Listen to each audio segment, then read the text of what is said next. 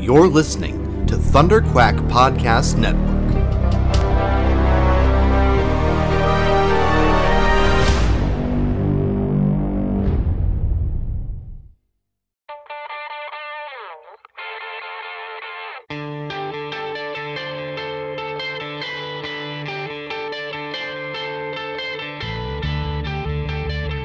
Hey, I'm Steve Englehart, and you're listening to the Epic Marvel Podcast.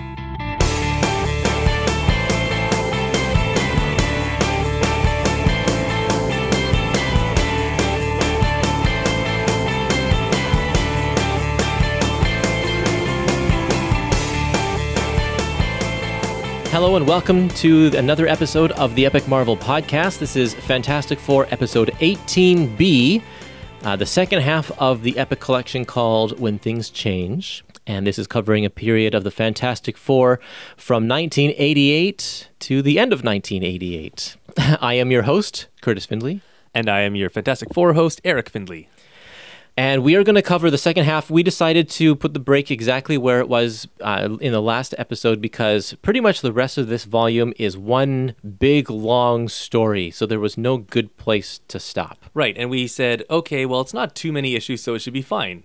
Except we get into reading this, and we're like, there is so much here. It is so dense. There's so much stuff. It's unreal. So back 20 years ago, when I was reading like all the new stuff that was coming out, I didn't really dive back into back issues all that much. I was mainly concerned with going to the comic book store and picking up, Ultimate Spider-Man or whatever was in my pull box the new stuff at the time. And I loved Fantastic Four, and so I went back and wanted to read more Fantastic Four. So I went to the back issue bins of our favorite comic shop, Tasmanian Comic Connection. Plug. Plug. And they had all of these issues of Fantastic Four, like for $2 each. And so I bought, over a period of time, I bought all of them. And that store has been running since these books came out new, these issues came out new. And so they just had a stock that nobody had bothered to buy over the years. And so I was able to get this whole run. Back 20 years ago, when I read this story, I hated it. And it's because I didn't go back to the back issues very often. I mean, I knew the Marvel cards. I knew the kind of the biggest, greatest hit stories and that kind of stuff because I read those descriptions on the back of those cards, and they make references to them in the comics. But when I read this, I had literally no idea what was going on. Yeah, and I tend to pride myself on knowing quite a bit of Marvel's history. Yeah. And even here, I had to dig deep on some things. Like, I had to go back and look things up because I had no idea what it was referencing. There is just so much going on. So, for the uninitiated, this is not a good volume to pick up. This is not a great volume to pick up. And I was gonna mention maybe later, but I can mention it now, that as a Fantastic Four fan, this, I think, is not a great Fantastic Four era. With Reed and Sue leaving, particularly with Reed leaving, there's so much that goes on to try and make their adventures like the scientific adventures that Reed stumbles onto, that it seems so forced. Like, in here, they're underground, and they're like, well, before we go, let's just wander around these caves a bit. Oh, look, there's something going on. And then it takes a committee of like 15 people to figure out what's going on with all this interdimensional stuff. Right. Which I think is a nice touch. Like, no, Ben is not going to figure this out on his own. No, nobody's going to. So that reasoning is nice. But instead of trying to find a new rhythm for this Fantastic Four, they try to make it fit the old rhythm. Well, I would say that the new rhythm is hopping along, taking things as they come, rather than being exploratory and adventurous. Yeah.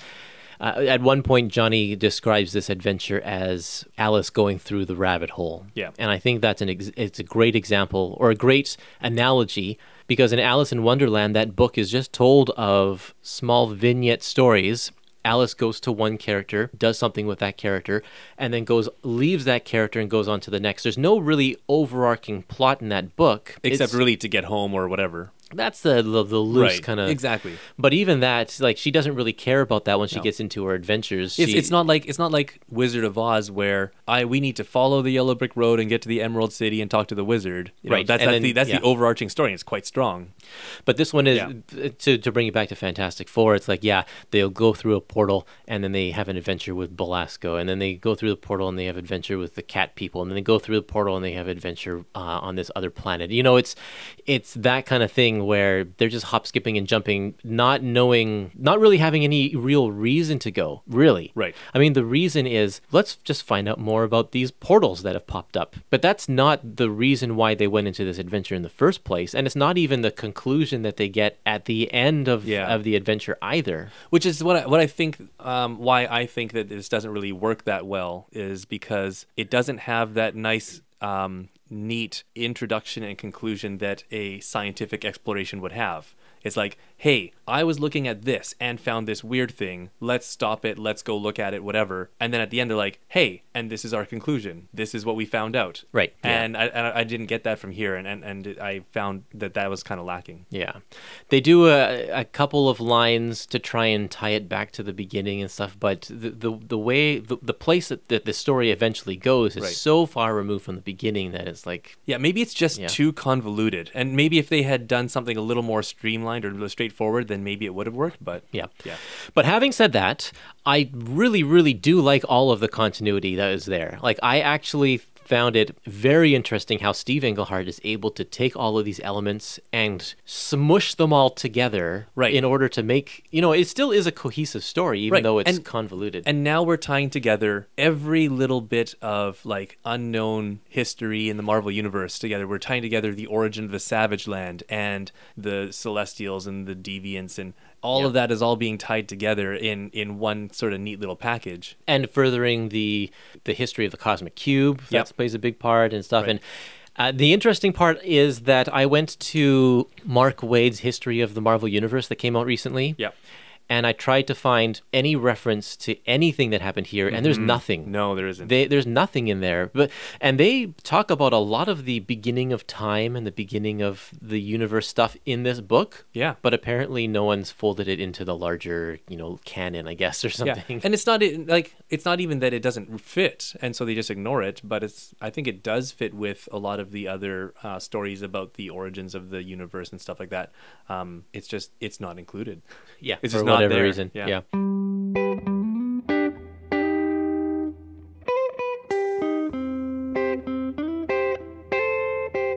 Yeah, well, the FF, again, they're the linchpin of the Marvel Universe. I mean, they were the first. The Hulk, I think, was the second, and then Spider-Man was the third, and Spider-Man went on to become, maybe, Thor and other people might have been in there. I don't, at the beginning, but in any event, the FF were like the first, but they kind of got overshadowed by Spider-Man after a while and all that. Right. But still, they were the first, and they were kind of where everything else came from. And so, to my mind, everything in the Marvel Universe was open to the FF. I mean, if you're writing a different book, you might not want to go all those places. But the FF, to me, are just kind of, even if they weren't, tied into the cat people or whatever they might be, they, all that stuff was part of their heritage, shall we say. So I was looking for things that kind of expanded, not expanded, but kind of marked out different frontiers on the Marvel Universe that I could use in the FF.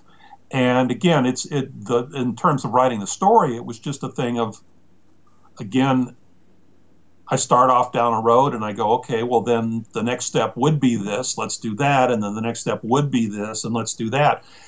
And part of that, I mean, there is, by this time, I certainly was a professional comic book writer, so I was, part of me was thinking big epics are good. That's a good thing for selling comic books. And I, when I did, I'm sorry to keep referencing other books, but no, go the for FF is fairly late in my original run. Yep. When I did Avengers Annual 2, which was a time travel thing with Rama Tut and Immortus and Kang and all that, somebody said to me, nobody ever gets time travel right. There's just too many things you have to think through. So that to me is a challenge. I said, I'm going to do it, and I was real happy with the way that that time travel thing came out, thinking about, the problems involved in making that work. So that kind of is one place where I kind of said, I guess I can handle these big things. I liked to write things as big as possible, I guess, just really get them out there and trust in myself to keep it all tied together. Well, let's go on with our story then and jump right into this very first issue.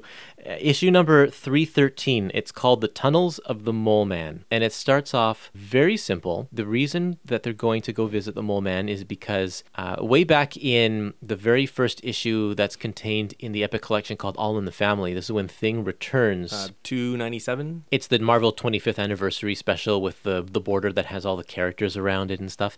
And Thing has decided to live underground with the Mole Man as outcasts. And Mole Man has this machine that could potentially turn him back into a human, but he uses it on Johnny just as the thing collapses because Johnny had something wrong with his face at that time. And so he remembers this machine and says, you know what, I bet we can turn Sharon back into human-looking using Mole Man's machine, at which they don't really go into a whole lot of detail about where Mole Man got the machine or... No. And we discussed this when we were talking about that collection. The whole concept of the Thing being healed and being fixed and all that was very glossed over. Yes, and in fact, it kind of is glossed over here by the end of this story as well. Yeah.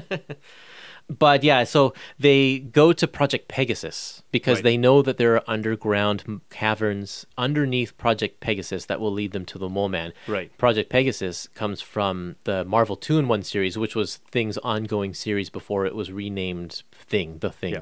So Project Pegasus is, of course, it's an acronym. Yep. And this is the most convoluted one. It stands for Potential Energy Group / Alternate Sources / United States. Yeah, nice. And it's an alternative and unusual energy research facility turned superhuman prison turned energy research facility. Yeah, right. It was converted, then converted back. And they occasionally hire superheroes as guards, especially when it was during the prison phase, but also just during the science phase, such as the Thing and Quasar, or most recently Darkhawk and Robbie Ryder when he became a Nova Corpsman. He's the younger brother of Richard Ryder. Right. They also worked at Pegasus. It's also a very large cylindrical facility bored deep into the top of a mountain. Oh. So like you enter at the top of the mountain and then you just go down and down and down and down and down. Cool. Yeah. Kind of like my Minecraft worlds. Sure. Yeah. Okay, so there is also a reference to Wondar. That's an old buddy of Thing's from the Right. early days of Marvel 2-in-1. He kind of falls out of the sky, and Ben takes him under his wing. He's an adult with a child mind, and eventually he becomes this weird character named Aquarian, who plays a big role in the whole Project Pegasus story. So they make a reference to that. That's from years ago. And there's also the doctor that they meet there is Dr. DeVere. Yeah. And something sinister is going on with him. And they never talk about it again. Yeah, they don't talk about it throughout this entire story. So I'm thinking that there's only one more volume of Steve Englehart's run after this one, which hasn't been released as an Epic Collection yet. I don't know if they come back to that story or if it's something that just doesn't happen because Englehart has kicked off the book. And one thing, it could be also that it's continued in another story, because that's something that's happening a lot here, is that Like in a different book entirely? Right, yeah. And there's no reference to it, but there's a lot of overlapping of stories from different, and continuations of stories from different titles. A lot of that is because Steve Englehart was writing a bunch of them. Right. I mean, he was the writer for West Coast Avengers at the time, so Yep. there's a lot of West Coast Avengers elements that come into this story here. He was writing Silver Surfer at the time, and so there's a lot of Silver Surfer elements that are coming in here as well. And he had previously written Defenders, Avengers, Captain America, Captain Marvel, and Doctor Strange. And a lot of that stuff is referenced in here. Did he write Fear? I don't think so. No, he didn't. Because that's a big But part of this that's as well. a big part of this as well, for sure. So at this point in Marvel, they had created a whole bunch of different underground races. There's this whole world of Subterranea that's going on. And it starts as far back as, like, Avengers number 4 has the Lava Men in it. Yeah. Or Avengers number 3, I think, has the Lava Men in it. Way back in the 60s. And, of course, Mole Man is introduced in Fantastic Four number 1. And Tyrannus is introduced in Hulk number 3, I think it is. Like, all of these characters go way back. And now in the 80s in Marvel, they've gotten to the point where they're all now kind of in this, they're warring factions now, fighting for control of Subterranea. Right. So the Lava Men had their leader, Jinku, whom the... Well, hold on. It goes back further than that. No. So I mean, like now at this point, they sort of had their leader Jinku, but he was defeated a little while back. Tyrannoids have Tyrannus, and the Moloids had Mole Man, but most of their leaders are actually not here anymore. Right. They've all been defeated recently. So I guess there's this struggle for power or something like that. Yeah, kind of a vacuum in the underground. But it's interesting because it all starts with the Celestials, and there's this great story. It's actually just a backup feature in one of the Avengers annuals in the 90s, because there is this one story called the Subterranean Wars, which kind of all of the stuff that we're seeing in this issue comes to a head in the Subterranean Wars annual crossover story. Mm-hmm. And in Peter Sanderson, who is known for being like the head Marvel historian, like he knows everything about Marvel, put together a really nice short story about the history of Subterranea, where it all comes from. And so basically there's the Celestials who created the Eternals and the Deviants. Right. And the Eternals lived above and the Deviants lived below. They went underground. And the idea is the Celestials took like humanity and like tweaked them. Yeah, the Eternals are the better part of humanity, and the Deviants are kind of a corrupt form of humanity. Like a slightly devolved or something like that. Yeah. And Eternals created the Inhumans. Right, yes. And then the Deviants created... they created the Gortakians and the Tyrannoids and the Moloids. Yes. And these are all... The Gortakians are supposed to be kind of their version of humans. Yeah. And the Gortakians, a section of the Gortakians split off and found an underground demon and started worshiping him, and he turned them into lava men. So that's where the lava men come into play. Right. And then the Moloids and the Tyrannoids were created to be their slaves. Because the Deviants were kind of supposed to be the slaves to humans and Eternals. Yeah. And when they broke off, they're like, well, let's create our own slave labor. Yeah. And so then the Tyrannoids and the Moloids, the Tyrannoids are sort of more the heavy labor type people, and the Moloids are the subservient type of servants. And then the Moloids attached to Mole Man, and the Tyrannoids attached to Tyrannus.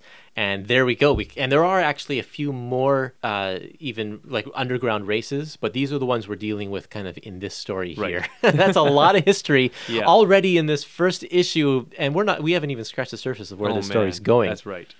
By the way, we also start with in this issue with a flashback to the previous issue 312, where we discovered that Doom had been planting security devices in the Four Freedoms Plaza when it was built. Right. And this flashback tells us that they got rid of them. Yeah. And that happens a lot in these issues where information is left out. We like jump ahead in time, and then it's covered in a flashback, but it's flashing back to something we haven't seen before. And I think the reason for that in this story in particular is that they wanted to start off with Project Pegasus. Like that makes an interesting story because especially in the 80s, Project Pegasus was still quite a well-known thing. Not as well-known now, but it was a big deal. And so to start that off, the issue off with a bang, and then use Ben to kind of just recount the stuff that we missed between the issues, it's a good storytelling technique. Right. Are we going to talk about the story here? I don't know. Are we going to talk about the story? There's not really a whole lot to say. Mole Man, he's missing. He's kind of run away from his responsibilities, kind of because Ben collapsed. Well, first of all, he collapsed his fortress. Yeah. So, but also he just felt rejected by Ben, which is kind of an interesting thing for Mole Man. Right. So when Ben felt rejected by the world, he went to Monster Island and befriended the Mole Man because they were kind of surface world rejects together.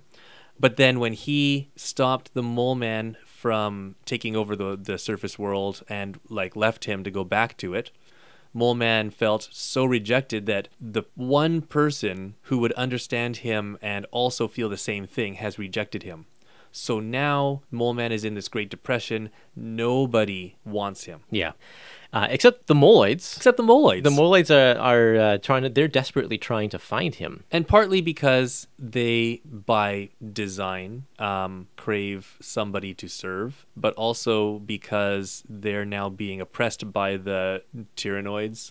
and they've sort of taken up residence in the throne room, the Mole Man's throne room, and taken up his weapons and are trying to war against the Moloids. So they want somebody, a leader, to come lead them against them.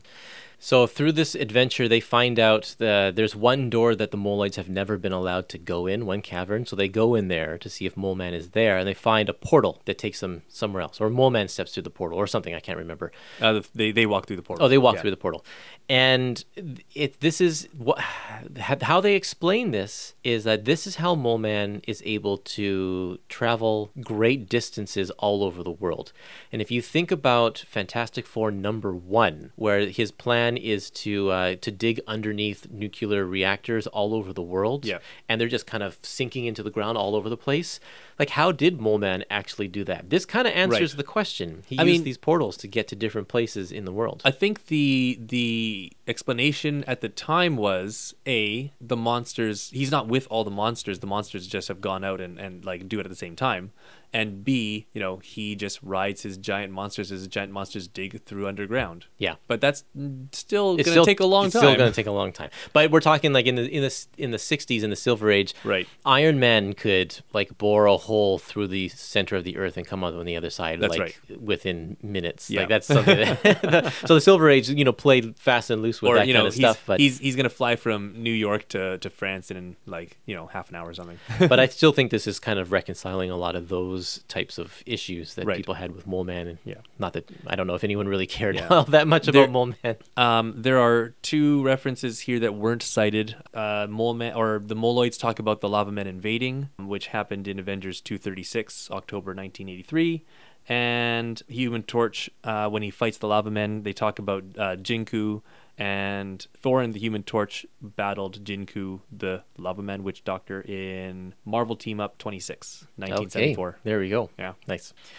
One character development here, Sharon catches Johnny. Johnny's placed in a similar situation where Johnny is falling from the sky, and this time Sharon actually catches him because she is getting over her fear of men because she has this different body now. And the thing that we see throughout, even in this volume here, is she's not actually getting over her fear of men. However, she's able to mask it because of her strength. Okay, yeah, that's interesting. Yeah, that's true, because like when the ice creatures... Yeah. So she says, in this point here, she says, oh, I can touch him and not fear him because I am so strong now. It could also be that she can't feel the touch. That's also part of it, maybe. I know that she's all stony. She's all stony, so she doesn't have the same sort of nerves as humans do. The one last thing I wanted to mention, which is kind of weird, is the Mole Man, his green outfit is explained as like a heat prevention suit, so he can go to the depths of the earth, and then the Lava Men pull him into molten lava, right? But he doesn't have a helmet. So. Yeah, his skin is still making contact with the lava. Right, he would be burned to a crisp. Yeah, okay, so maybe his body's fine, but his head's gone. or still, like, his head's gone, and then it would eat like through the rest of his body. His clothes will still be there, but we'll find a very nice green suit, but that's it. Yeah, I found that odd too. Crystal's powers actually were interesting in this as well. Just the fact that she can take heat away from people, because she controls the elements, so it's really hot. Yeah, and then the idea of escaping by using the moisture in her breath to create a steam explosion in the lava—that's really cool. Yeah, there's some interesting ideas there. Okay, shall we move on to number 314? Sure. 314, titled "The Scenic Route" or "The Scenic Route." Yeah. And man, do they take the scenic route. On the front cover, we have a big statement from the pages of the X-Men. Belasco. Enough said. And this is important because this is right after the Magic Limited series, where Ilyana Rasputin is transported to Limbo as a child and then grows up there, spends years there, becomes the Dark Child, and then comes back as a full-grown teenager. Yeah, as Magic. Yeah. And it's like that was a big deal when that came out. And she develops, or rather Belasco develops out of her soul the Soul Stones. Right. And that's part of what gives her like demon-y side. So to have Belasco pop up here, I think would probably sell some books. Yeah. However, he doesn't really do much in this issue. It's kind of very disappointing how much he's not a big role in this issue. So in this issue, we have one small little tidbit of Alicia, where she's starting to do some artwork again, some sculpting, and she's showing it to a I don't know if it's her agent or some sort of art critic or something. But then the sky is on fire, and I find this really interesting because the last time the sky was on fire, What was it, Inferno? Galactus. Oh, Galactus. Oh, actually, maybe I don't remember when Inferno was in relation to this. Maybe it was Inferno, but yeah, Galactus. The sky was on fire when he came. Wow, that's right. They don't really give an answer for why the sky was on fire. Not in this issue. Do they in the future? Yes. Is it because of the Comet Men? No. Oh, I'll have to. I missed that completely. You'll have to point that out to me when we get to that issue. I'll do that. Okay. It's bizarre, and it really doesn't talk about it much. But I'll mention that. So the Fantastic Four they've come back from the Mole Man's little area and fighting the Lava Men, etc.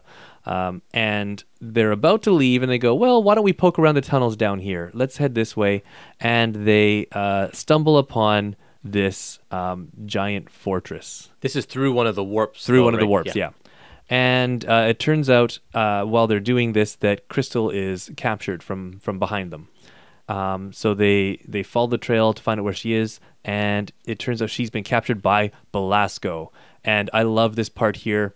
Belasco goes, Crystal is going to be my wife. I am done with Shanna and Ilyana. And the thing goes, well, her name's not Chrisanna. Yeah, you can't have her. Her name doesn't end in A-N-A. You always have a thing for Annas. Yeah, that was pretty good. So they get into this, battle with Belasco, and then there are like these random fireballs that come, and they're not from the Human Torch. Yeah, so that has nothing to do with a fire in the sky, though. Or does it? Or does it? Okay, sure. I don't remember. Yeah. So then, yeah, they kind of like knock him out, and they go through another portal and end up with the Cat People. And the Cat People are a race of humanoids that have magically been evolved into cats since like the Middle Ages. And the one that we know kind of the most is Greer Grant Nelson, the Tigra. She was with the Cat People before she became a cat person, yeah. And they magically transformed her into a half human, half cat person to save her life. Yeah, and she joined the West Coast Avengers, and that's running at the same time as this. So Steve Englehart is writing West Coast Avengers, and so they just had an adventure. In fact, Thing was on West Coast Avengers for 2 issues, issues 9 and 10. Well, I mean, he was around he was around there, but he was officially on the team for 2 issues. Yeah, right. That was when Steve Englehart was writing it as well, right before he came back to replace She-Hulk as in the Fantastic Four. And they had adventures with the Cat People, so that's why Thing knows these guys right here. They're in an area underground called the Land Within. Yeah, and they have ties to Belasco as well. They've sort of discovered him. And I don't know, they're not worshiping him or anything, right? They kind of do because they recognize that, he could probably destroy them. Yeah, I don't know. It's a weird relationship that they have. They're obviously there with him, but I don't know exactly what's going on. Yeah. So anyway, then we get to page 226. There's another magical fireball that's not the Human Torch. And here's where we get our non-answer about what's going on here. Okay. We see an image of Shuma Gorath, who is the giant one-eyed tentacle monster from Doctor Strange comics. Which was created by Steve Englehart when he was writing Doctor Strange way back in the 70s. And he's fighting on like some sort of mystical, spiritual level. He's fighting Doctor Strange.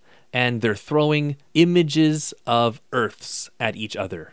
And I don't know what that has to do with anything, but it looks like when they generate these, when they take the image of Earth and like try to throw at each other, it goes on fire. So that explains the fire in the sky and like the random fireballs. These magical guys are throwing fireball Earths at each other. Sure. Now, here's the thing. It says this is in Strange Tales number 14, so you have to go there to find out like exactly what's going on. The weird thing is Doctor Strange has long blonde hair. And an eye patch. This is because he is merged with Ariok, one of the lieutenants of Shuma Gorath. So to defeat his lieutenant, Doctor Strange like absorbed this guy's powers into himself, and it gave him part of his appearance.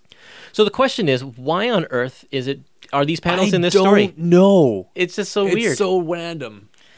It doesn't make a whole lot of sense. No, it doesn't. I don't understand why. And then it's over. It's here. Yeah. And so Belasco kind of makes a reference like, oh, because I'm a mystical guy, I can see things you can't. And then they just drop it. Yeah. And the Fantastic Four jump in a boat and sail away.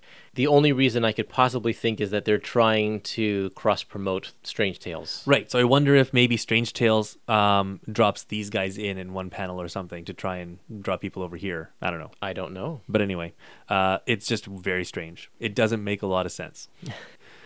So they jump in a boat, and it turns out to be the River of Oblivion, which leads to a stone wall, and the stone wall's got another teleportation warp in it, and they find themselves at the feet of Master Pandemonium. Ooh. So Master Pandemonium is another character from West Coast Avengers. Steve Englehart created him to be kind of the main villain for West Coast Avengers in those early days. And he's a pretty weird guy. Yeah, he's got demon arms and legs because of a deal with Mephisto, and they can turn into like demon creatures. He basically is made up of demons, because that's what Yeah. Pandemonium means. Right. Is Like made up of all demons. Yeah. And so he can spew out demons like constantly.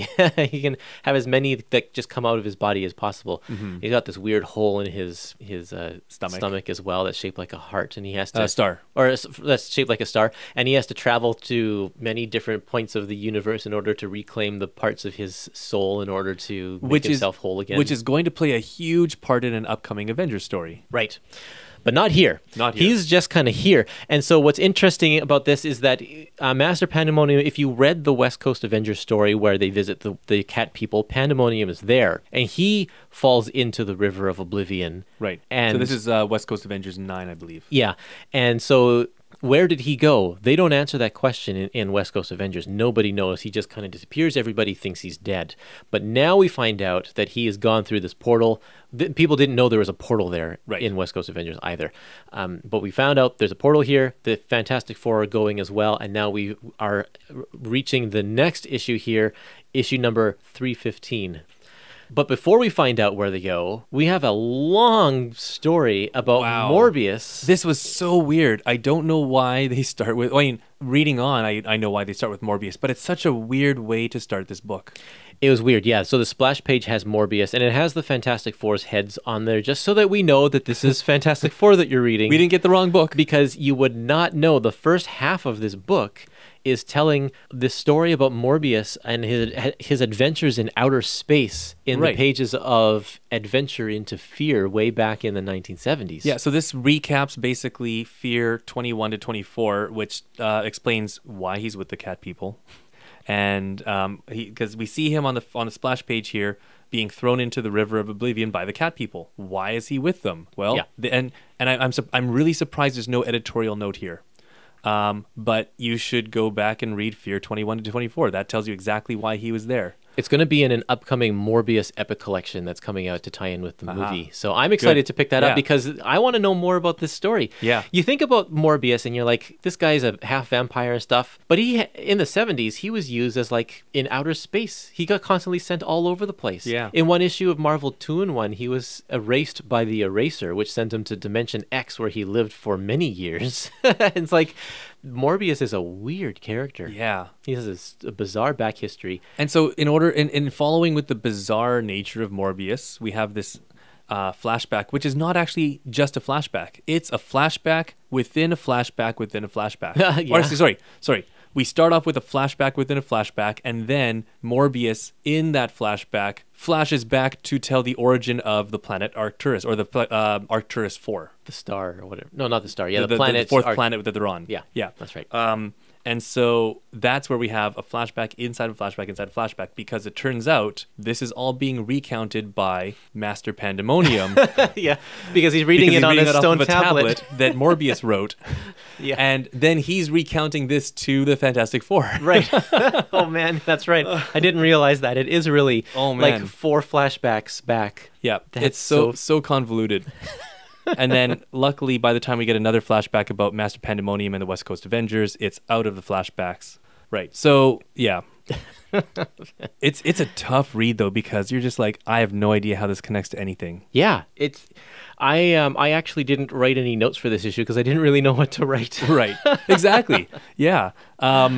There's a reference to Secret Wars 1. Yep. Which is great because we're just about to get into Secret Wars 3. Yeah. And then at the very end, as sort of like the Deus Ex Machina kind of thing, we get an appearance by Comet Man. Comet Man had a 6-issue limited series where, what's his name? Steven? Yep. Steven Benchley. Yep. He goes off into space and gets vaporized by a comet trail, but then is reconstituted by his new alien buddy Max. And when that happens, he gains the powers of teleportation, strength, other things. And so then he just flies around in this comet-like spaceship. Reed gave him a device to help control his powers in this miniseries of his. And also, one thing to note is that his brother killed his wife and almost killed his son. So he's like trying to build up his ability with his powers so he can go get revenge. I feel like maybe the 6-issue miniseries was supposed to lead into something more. Or maybe it's supposed to be an ongoing series and they cut it off at 6. And then this is the continuation of the story. Yeah, it feels like this was part of the story that was intended and then never really, like, because I mean, like I said, he wants to get revenge for the murder of his wife. Yeah. And he never does in his series. And he doesn't here either. No. And I think he does in the pages of Marvel Comics Presents. I'm not certain, but I know that he's got an arc there, and that's kind of the last time we see him ever until a one-panel appearance in Modern Comics during Civil War or something like that. Yeah, exactly. I will say, though, I really do like the artwork in here. We have a great team of Keith Pollard and Joe Sinnott. And Joe Sinnott, because he's such an amazing inker, really gives it that classic FF kind of feel. Yeah. So the fights with Master Pandemonium and all these demons, it looks really cool. It does. It really does. Master Pandemonium has a really cool design. These guys are great at making interesting, unique-looking demon-y creatures. Yep. Yeah. But then again, at the end of this issue, we have another real just coincidental type thing. They go, we want to get back to Earth. And this alien friend of Comet Man, Max, goes, I know how to do that. There's a portal right here. And he kicks a rock. Yeah. We think it's coincidental, but later on we find it's actually not that coincidental. Yeah. So that takes us into Fantastic Four 316. This one is called Cold Storage. We pick up kind of where we left off, except from the point of view of Alicia. The group has reappeared in Antarctica, and they have called together all of the related people to this whole story. And they also called Alicia to come join them because Human Torch, through this whole thing, has really been wanting to see her. He's been struggling with his feelings for Crystal, and he's like, I just need to see my wife. Yep. So this group consists of the Fantastic Four, Kazar and Shanna, and also Morbius, who is a human now. Yes, Morbius stays human for quite a while, I think until the 90s, when he gets his own series again, turns back into a living vampire. And they put him in the Spider-Man animated series. Right. And the Savage Land is going through some weird times right now as well, because technically it's destroyed. Right. So, Joro, servant of Terminus from Fantastic Four 269, destroyed the technology that was making the Savage Land, which was keeping it like warm and tropical. And that happened in Avengers 257, which is right around this time. And they also have connections with Belasco. Yeah. And so that's why Kazar and Shanna are both here to try and piece things together. And of course they bring in Morbius because Morbius himself went to Arcturus. Master Pandemonium doesn't want to stick around, so he just takes off. Right.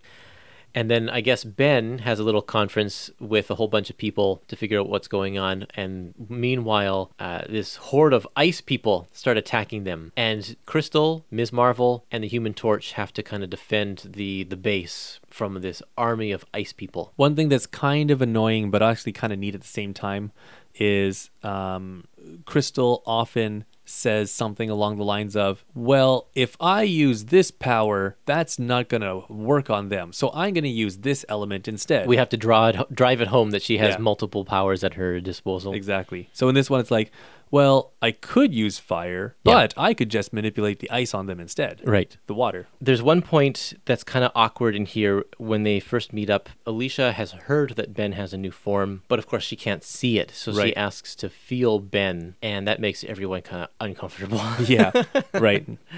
Which, I mean, it makes sense. Oh, for sure. She wants to know what he looks like now, but it is kind of odd because he's like, this is what she used to do when we were together. Yeah, feeling me all over. Yeah. Alicia is put in the care of two guards, and their names are Lee and Kirby. Yes, I was going to make a mention to that. And then there's another character in the next issue that I want to point out as well. But yeah, Lee and Kirby, that's a good reference.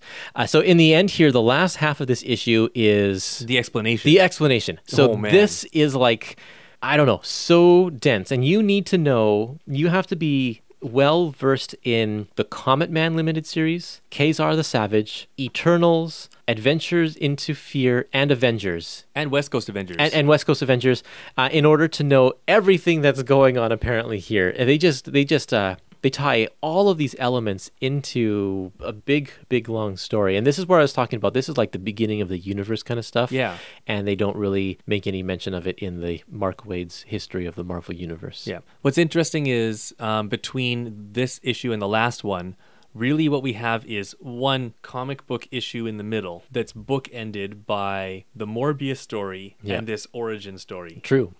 Well, I have to say, though, I did learn a whole bunch of stuff going through this. If you could keep track of it, then it's actually kind of interesting. Where I started to lose track of things were the history of the Comet Men. Right. And their ties to... And what are they called? The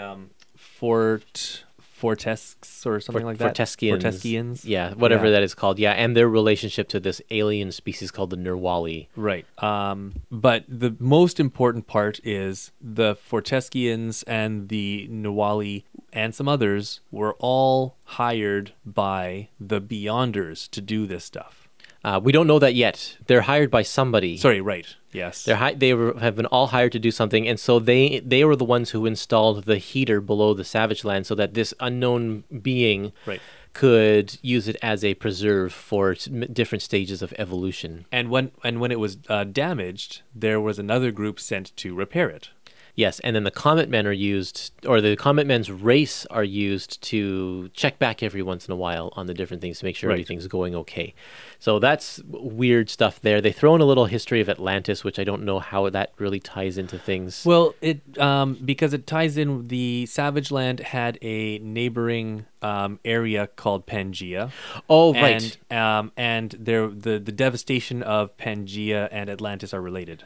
Right, and then the devastation of that is what sealed over top of Savage Land, which made it an underground something like that. Something, whatever. Yeah. I don't know. And but it's what sank Atlantis, and right. Oh boy, yeah, so much going on. Oh man, and we didn't even talk about the Lemurians, who are also tied to some of the like the deviants and all that kind of stuff. Right. Oh man.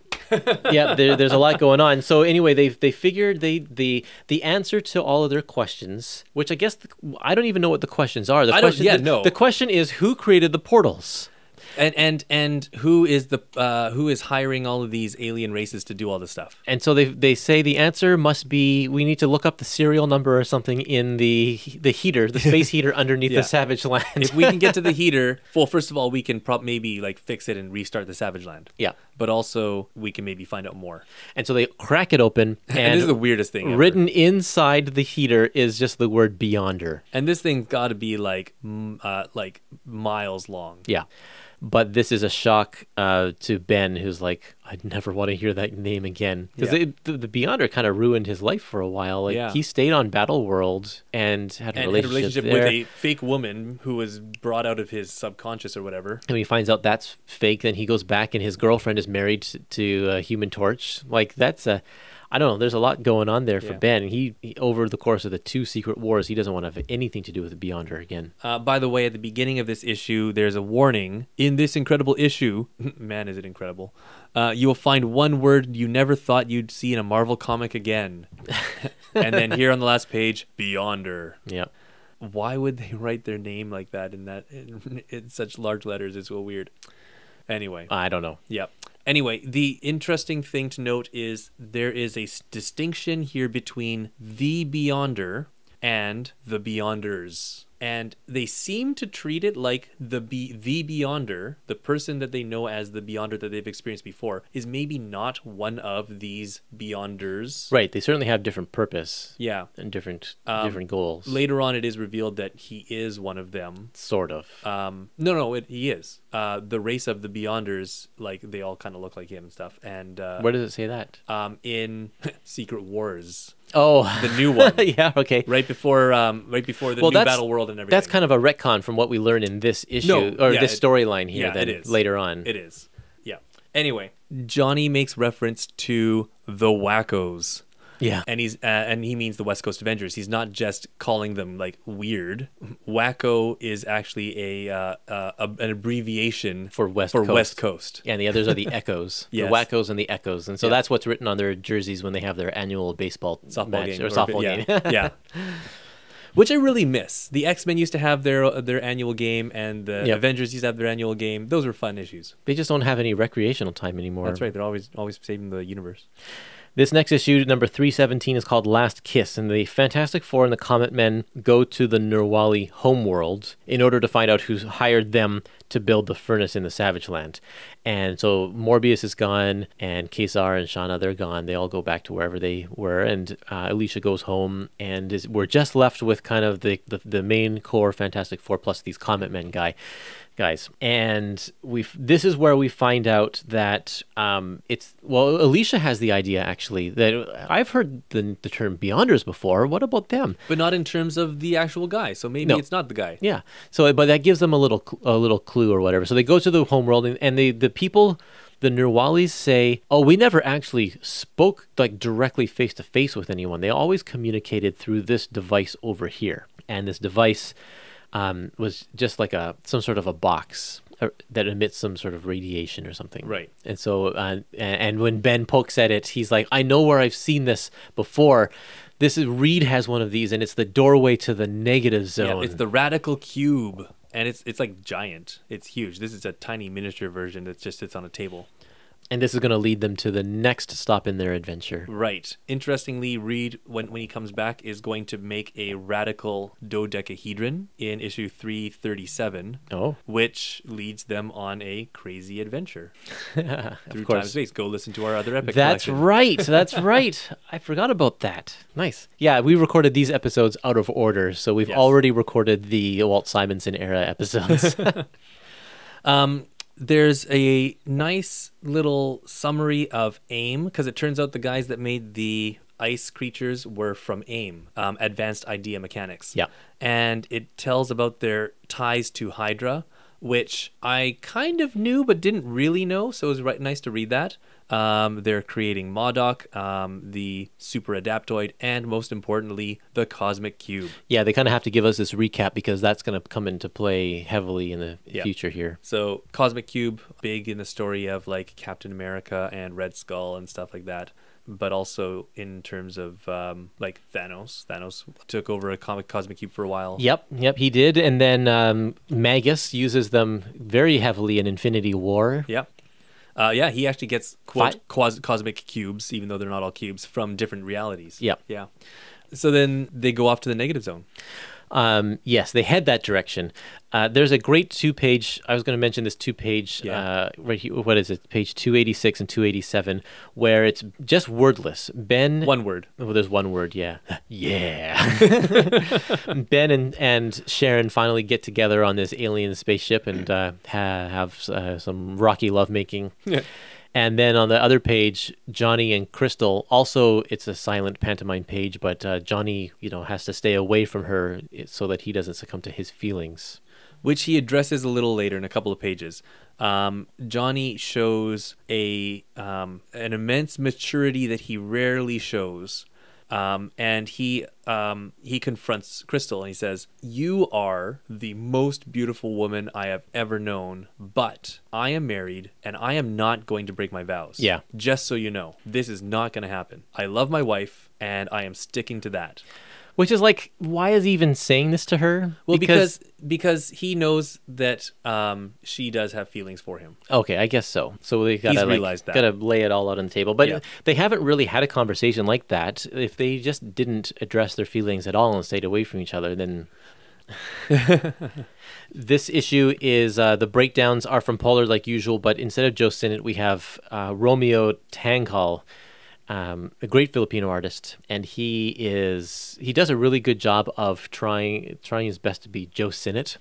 You can tell that it's different, but it still looks really, really nice. Joe Sinnott, I assume, had to take a break because of the double-size annual that's coming up in the next... That's going to be the next thing that we talk about. So there's one page here where they say that there's a helicopter pilot or some sort of pilot, and they call him Brodsky, and that's a reference to Saul Brodsky. We had a Stan Lee, Jack Kirby reference in the last one. Saul Brodsky, who is a publisher for Marvel Comics around this time. He might have actually passed away just around this time as well, but he's referenced in here, somewhere on here. It's on page 283. By the way, with page 283, we get a person from the Space Agency for Defense Emergency. By the way, if they had taken the SP from space, they could have abbreviated it as SPADE. And he's looking for Comet Man. There's another plot that never gets resolved either. They go, and he's like, Comet Man's dangerous. I only just found out that that you guys had him. I rushed over as soon as I could. And like, oh, you just missed him. And Alicia makes reference to his like strange buzzing voice. And then Comet Man later on is talking about his brother, the murderer, and talks about his buzzing voice. So the implication here is that this man is his brother. Trying to hunt him down. Yeah. And that, I guess, is continued whenever that Comet Man story picks up. I guess so. Eventually, I'm hoping that Marvel puts out a Comet Man trade paperback that collects kind of the whole arc there, because I kind of want to find out what happens. Yeah. I'm just realizing a lot of our comments are so out of order, and some of our plot points that we're talking about are out of order as well. And it's just because there's so much going on, and it's so convoluted and intertwined. It's hard to keep it all straight. It's fun talking about the history. We're not even really talking about the Fantastic Four. No. We mention them every once in a while, but... Yep. They're what drives this history lesson. And in fact, in this next issue, we're going to kind of talk about the Inhumans. Right. The story is continued in Fantastic Four annual number 21. And at this time in Marvel history, they were doing these huge annual stories that would span all of the different annuals for all of the different books. Right, like Atlantis Attacks. Yeah. And that kind of thing. And Evolutionary War was one of these ones where the High Evolutionary is trying to... he's looking at the different races and trying to figure out how to make, the next evolutionary step in his experiments. And so in this one, he is going after the Inhumans to try and get some Inhuman DNA to try and find out what makes them tick. So he attacks their home base on the blue area of the moon. Meanwhile, the royal family, the Inhuman royal family, has come to the Fantastic Four's For Freedom Plaza to say, Crystal, you got to come home with us. Quicksilver's back, and he wants to be your husband again. And guess what? He wasn't really crazy and angry and abusive. He was being mind controlled by Maximus. Yeah, that makes everything okay. So you should come back. And Crystal's like, no, I don't want to do that. It's like, I don't love him anymore. Yep. If he were anybody else or we were anywhere else, we'd be divorced. Yeah. Oh, yeah, that's right. Because the Inhumans law says that marriage vows cannot be broken at all ever. You can separate, but you can never be divorced. Right. I think maybe you can, but it has to be approved by the king, and the king is not approving this one. Right. Yeah, it's a tough spot. I found like this was an unfair end to Crystal's story here. Yeah. It's like it's not even her choice really to leave the team. She's kind of guilted into it. And they try to play it up like it is her choice because she realizes Johnny is going to leave the team. And she's like, no, Johnny, don't leave. I'll leave instead. You can stay. And it's like that. And also Black Bolt, he plays the family card. Oh, we're all a family. And she goes, well, but the Fantastic Four are a family and they're part of my family too. And he's like, yeah, well, not really. Yeah, so Crystal's story actually starts in a 12-issue limited series called Vision Scarlet Witch. This is where she, her marriage is falling apart, and she has an affair with Vision and Wanda's realtor called Norman. And Norman. So boring. Yeah, and we saw Norman pop up in a previous issue that we talked about in the last episode, where he's like, you know what, you're messed up, so I don't want to have anything to do with you anymore. So she's like, I don't know, she just doesn't have anybody on her side anymore, except the Fantastic Four. And Johnny, who's like, I don't want anything to do with you anymore either because I'm married. But poor her. It's like she's been put through the ringer, and now comes the part where she can take a stand and say, I don't think that Quicksilver is really going to change his ways. I don't really want anything to do with Quicksilver. That part of my life is over. But instead, they really take away all of her agency and shove her back into this relationship that she doesn't want to be a part of. She's really just funneled back toward it. Yeah. She starts off being really strong and saying, no, this is not going to happen. And then as the issue progresses, there are things that sort of happen that work her back toward that. And so it appears to be her decision, but it's really not. And we know through hindsight now, many, many years later, that it just doesn't work. They are not together currently. Right. Yeah. And Quicksilver does have anger issues and is like, does have abusive relationships. And it has nothing to do with Maximus, and it has nothing to do with Hank Pym's long lost, forgotten, thought dead wife that took over his mind in a story. I'll mention something about that in a second. But sure. But the interesting thing is that nobody ever considers the possibility that Quicksilver could be lying about this Maximus thing. Right. They're just like, oh yeah, Maximus, he takes over people's minds all the time. And I don't know if I don't know the Inhumans part of this whole story, so I don't know if there's any confirmation either way. But I was just reading that, and I'm like, yeah, right. Knowing the Quicksilver character, he's totally just making this up to try and get back. Yeah. But yes, so he says in a battle with the West Coast Avengers, they encounter somebody named Maria Troivana Pym, and this is Ant-Man's first wife. She was murdered during their honeymoon, but it turns out she wasn't actually dead. She is the mother of the new Wasp, Nadia Pym. Oh, yeah. Yes. Yeah, so this is interesting because I had asked this question in another episode that I can't remember which episode, I think an Avengers episode, because I think we mentioned this when we did our Ant-Man episodes, that Hank Pym has this wife that nobody ever talks about. Because she died during their honeymoon. Yeah. Yeah. Interestingly enough, and I think I mentioned this at that time as well, Nadia changed her name to Nadia Van Dyne. Oh, yikes! Lots of reasons there. Anyway, so it turns out the person that Quicksilver actually fought at that point was Sodam, a specialized organism designed for aggressive maneuvers, which is an AIM modified person, like MODOK, except not. And she believed that she was Maria Pym, but really she was not. She was an AIM agent named Olenka Barankova. Okay. But because of all the experimentation on her to make her this Sodam, she didn't have her memory, and for whatever reason thought that she was Maria Pym. So obviously she says that she is. Everybody believes her for, people come back from the dead, sure. But then it turns out that she wasn't. She later changes her name to be Modam. So the specialized changes to the mental, kind of like MODOK. As far as the Evolutionary War story, it actually is fine in this epic collection. I've read some of the other Evolutionary War stories, and they don't work as well. But this one, because they actually tie it into the main story with what's going on, and the Evolutionary War part is kind of just it's a secondary thing, and it also is a self-contained incident. So you don't need to know about the larger story that's going on here. It just is it's just kind of there in the background. And I think it actually works well. As far as these big, long annual crossovers, some of them are way worse than this. Yeah. So in this, we have 2 backup stories. And a bunch of pinups. bunch of pinups.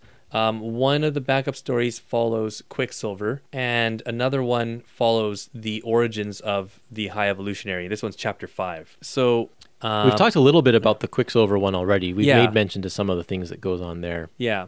Oh, by the way, we have this interesting encounter with a second Watcher. Oh, and we never find out about that. That's gonna come up a little bit later in the next epic collection. Yeah, so we have pinups of The Thing, Miss Marvel, Human Torch, Alicia, Mr. Fantastic, Invisible Woman, Tattletale. He's Franklin Richards wearing his Power Pack outfit. 2 Doctor Dooms and Crystal. Yep. And there's a great note. There's a picture of a little post-it, an index card, paper clipped to this picture that says, obviously this feature was completed before the astounding events of this issue, because Crystal leaves. Yep. Yeah, we have 2 Doctor Dooms here. One of them is the real Doctor Doom, and the other one is Christoph. And interestingly, the little text on this pinup for Christoph is saying how the other Doom is not the real Doom. I'm the real Doom. Right, because he honestly believes that. He honestly thinks that. So the first backup story is just titled Crystal, and this is a follow-up to the actual events of this issue. Crystal decides to go back to the Inhumans. The Fantastic Four continue on their adventure without her. And so they leave, and then we get this backup story. And it's we have a conversation between Quicksilver and Crystal. Yeah, and it's kind of what you would expect, them making a lot of excuses, and she kind of accepting things. And in the end, you definitely get the feeling that she is not satisfied with going back. Right. And the other thing is that makes this worse is that Blackbolt and Medusa say, well, you're a royal figure. You need to look like you have it all together. You need to look happy with this relationship, even if you're not. And then the thing that sort of confirms to me, at least, that this is all a big lie by Quicksilver is that after Crystal agrees to return to Quicksilver and give this appearance of being happy and all that, Quicksilver goes, say, I think this happy occasion has caused my mental block on the running that fake Maria Pym put in place has actually worn off. Or maybe it's weakened and I can break through it.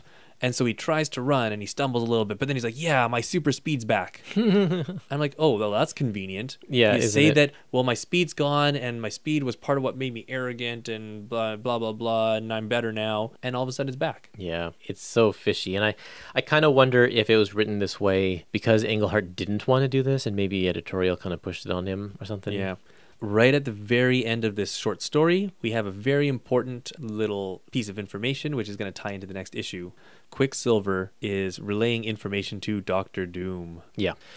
Okay, so I think we don't really need to spend a whole lot of time on the last chapter, the High Evolutionary's origin story. It's just a chapter among many that doesn't have anything to do with the Fantastic Four. Nope. It doesn't even it's really... neat. Yeah, it's interesting. It has no real purpose for being in the Epic collection except for the fact that the Epics publish everything. Right. So if you... It was part of that annual. It was part of that annual. Why not? Yep. So, okay, we can continue on then to issue number 318. 318 is called Beyond the Pale, and Dr. Doom shows up once again to the Four Freedoms Plaza to say, hey guys, I heard you're going to the negative zone. I want to go too. Can I hitch a ride? You need me. Yeah, he says, you need me because Reed Richards is not with you. He's the guy who is the expert on the negative zone. And science in general. And so if you go without him, you will die. So you need to go with me, and I will keep you safe. Yeah. And before he does that, though, we get yeah, right. Yeah. Before he does that, we get a little prelude to the whole story where Doom attacks Molecule Man for no reason. Yeah. We don't know it's him, but then until after the fact. Yeah. So he's like attacking this random guy. Yeah. But then when he's been defeated, we see the scars on his face. Yeah. And that's when Doom tells us who he is. So then they make their plans and they go to the negative zone. Did you know? I just noticed this here. Jim Shooter lives in the same building as Alicia. Yeah, and it says he's been evicted. Whoops. Yeah, that's on page 360. If you want, when Doom is pushing Alicia's buzzer. Yeah, that's funny. I didn't notice that the first time. So this is the first issue without Crystal. She's still in the corner box on the cover for the next few issues, but Dr. Doom fills in as the fourth member of the Fantastic Four for these next few issues here, or for the next 2 issues, I guess. And there are 3 splash pages in this issue. There's a lot of cool stuff here. But they make their way to the negative zone, and through that they find, what do they call it? It's like into infinity or whatever. Oh yeah. What's the actual name? Crossroads to Infinity. The Crossroads to Infinity. Yeah. So they have to make their way through the negative zone to the Crossroads of Infinity, and that will take them into wherever the Beyonders are, because that's what they've been told by the Nirwali, I guess, or something. I don't know. On page 371, we have one of those splash pages that you mentioned, and it's just the ship, which looks a lot like a Quinjet. Yep. But it's got the ship flying through a bunch of Kirby dots and random colorful shapes. Kind of a Ditko-ish feel to it. And what people may not remember is that when you travel into the negative zone, there is a distortion field before that. Oh, yeah. And usually that is characterized by very colorful random shapes. Nice. I did not know that.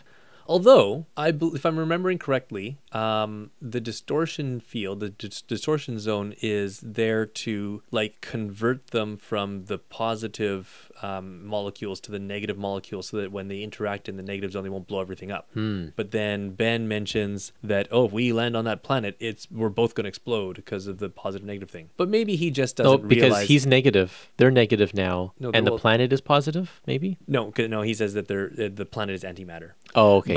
But maybe it's just, he forgets that the distortion field is going to like make that better because Reed's not there. Or maybe Englehart forgot what the purpose of the distortion field is. Because he did get hit with some rocks and stuff and he didn't explode. So I feel like that distortion zone is something that is not used now in comics because like I'm thinking of when Johnny quote unquote died in the negative zone and Ben was right there. It was just a doorway and Ben was watching it all happen. It's better technology now. Yeah, I guess maybe. Alicia is the one who convinces the Fantastic Four to go with Doctor Doom because she has this sort of a sixth sense. She says that she can feel the truth of a soul better than other people who can see. Because she can't see, she sees in other ways. Mm-hmm. While they're traveling to the crossroads to infinity, they are attacked by Blastar. Of course they are. Who is a inhabitant of the negative zone. Very common that they would encounter him. And I love it. His reaction is, "This isn't the Fantastic Four. I see the torch and two new monsters. but where are the others in the?" And he's teamed up with Doom before, so he knows Doom. But it's like, you're not a Fantastic Four. Yeah. But this issue is really just... I found that even though it's focused on the Fantastic Four and doesn't dive heavy into the history, it's a filler issue. Yeah. To try and just get us to the other side of the negative zone. Like the purpose of Blastar is totally pointless. And there's not really much of a fight with him at all. Yeah. It's just in order to get us into our grand finale issue here. I think it's maybe to build a little bit of trust with Dr. Doom. Oh, yeah. I can see that for sure. Yeah, but there's not much there. Which brings us to 319. Dr. Doom versus the Beyonder. The title of this one is Secret Wars 3. So Secret Wars has now gone from like a 12-issue miniseries to plus a zillion tie-ins. Right. It was one of the first stories to go crazy with the tie-ins. Right. Which they made sense, those tie-ins, because the idea was... he's like finding his emotions and learning about being human. So in Secret Wars 1, 1984, the Beyonder, he's one of these races of beings that live between realities kind of thing. He gets a group of heroes and villains together on a patchwork planet called Battleworld to see who's greater, or which is greater, good or evil. Oh, by the way, in that first encounter, Doom builds a device to steal the Beyonder's power for himself. Yep. In the following year, we have Secret Wars 2. The Beyonder has, because of this encounter, become fascinated with Earth and by humanity and returns to Earth so he can seek understanding about mortal life, about emotions, about what does it mean to be alive, that kind of thing. Because he's not. Well, he's immortal or whatever. Yeah. He's encouraged by Owen Reese, the Molecule Man, to go out and experience life, and that's the best education. And that's why he appears in so many of the titles. Yeah, just in 1 or 2 issues. Yeah. Just because he encounters all of them and learns from them, learns something from them about humanity. So yeah, we go from a 12-issue mini to a 12-issue mini with all these tie-ins to a single issue. Yeah. Secret Wars 3 is just a single issue. So I want to play a clip from Steve Englehart, an interview I did with him a few years ago, talking about why he did this story and the purpose of Secret Wars 3. No, Marvel hated that character. That character was a Jim Shooter special, and Shooter had been ousted. And the guys who were left, I mean, there's all these stories about how Shooter treated people badly and this and that. I wasn't really involved in that. I wouldn't tell you they weren't true, based on what I know, but I mean, I didn't experience it, so I can't say specifically. But Ralph Macchio, who was my editor on the FF, came and said, I want the Beyonder written out of the Marvel Universe. I don't, you can do anything you want to do, but I want him out. And I had, I personally had not been a big fan of the Secret Wars. I didn't think that was an epic that took advantage of all the things it could have taken advantage of. But when I sat down to kind of, okay, let's reread the Secret Wars and figure out who the Beyonder could be and what can I do with him and all, all that stuff that I have to do. I found that I kind of liked him. I mean, I didn't love him, but, I thought, Shooter never treated me bad. And I don't have any need to screw Shooter in the great scheme of things. And this character I can do something with. So, I wrote what I hoped was, I got rid of him, but I hoped that I gave him some dignity and gave him an interesting storyline and all that kind of thing along the way. Right. So that's it for that. So did you, when you first took the team into the Mole Man's caverns, did you have that outcome with the Beyonder in mind at that time? No. Oh, Very okay. definitely another thing that kind of one thing led to another thing led to another thing. Wow, because it's just so, you tie everything together so well. It seemed like you had all of these different threads kind of planned from the outside of that adventure. Well, we like you to think that. Good. He's such a weird character because he's arrogant and he has all this power, but he doesn't really do anything. He just kind of exists. And he's so all-knowing because he's got this cosmic awareness, but he's also kind of childlike. Yeah. So this issue is, because we're trying to write out the Beyonder out of existence, how are we going to do that? He can't be killed. He can, and what is it? I think Kubrick is the one that says the Beyonder can't be killed. He can only die. Right. And so he kind of has to will himself out of existence or something. Right. Or he has to purposely evolve into something else. Right. And that's what we get in this story. Through the course of the events, we find out that this is strange. I always wondered why did AIM create the cosmic cube? How could AIM create the cosmic cube? Right. You'd think that, well, this is a cosmic device. It just sort of appears out of the existence of the universe. Like the Infinity Gems are just, they've been there since the beginning of time. The cosmic cube is one of those devices where I feel like really it was made by humans on Earth. Right. But what we find out here, and I don't know if this is new to this issue or if this was said before, the AIM scientists actually made two discoveries. They made they created a force field that can contain cosmic force. Yeah, cosmic energy. Cosmic energy. And then the other discovery is that they've created a portal that cosmic energy can flow through from a different dimension. And so they combined the two, and the cosmic energy flowed into this force field, and it took the shape of a cube. Right. And so this place where they got the energy from was the realm of the Beyonders. The Beyonders, yes. And so it was also, I don't know, again, where this story is told because I didn't look it up, but cosmic cubes, there are many of them in different realities across the universe, and they can evolve. So we meet two people here who are Cubic and the Shaper of Worlds. Right. I think maybe it has been mentioned before because the Shaper of Worlds is not new here. No. Yeah. So, and Cubic has been around for a while as well. So I think maybe they've mentioned this origin of the cosmic cube. I'm not sure though. But the cosmic cube doesn't exist anymore because it's evolved into Cubic. So Cubic is the evolved cosmic cube, and then the Shaper of Worlds he is a Skrull that has also evolved or merged with a cosmic cube. Well, it's the evolution of a Skrull cosmic cube. That's what it is. So the Skrulls have made a cosmic cube, and it became sentient, just as the Earth one did, and became the Shaper of Worlds. Right. Shaper of Worlds. Well, the idea behind the cosmic cube is that this cosmic energy can basically grant wishes. It can alter reality to however your dreams or your desires are. And the Shaper of Worlds is named as such because he works with Glorian the Dreamer to create new worlds. So the Dreamer thinks them up, and then the Shaper makes it a of reality. Worlds makes it reality. Nice. Yeah. And also Shaper of Worlds created the Microverse. Oh, okay. And so right now, Cubic is a brand new evolved being, I guess. Fairly recent at this point, yeah. And Cubic is kind of under the tutelage of the Shaper of the Worlds. Yeah.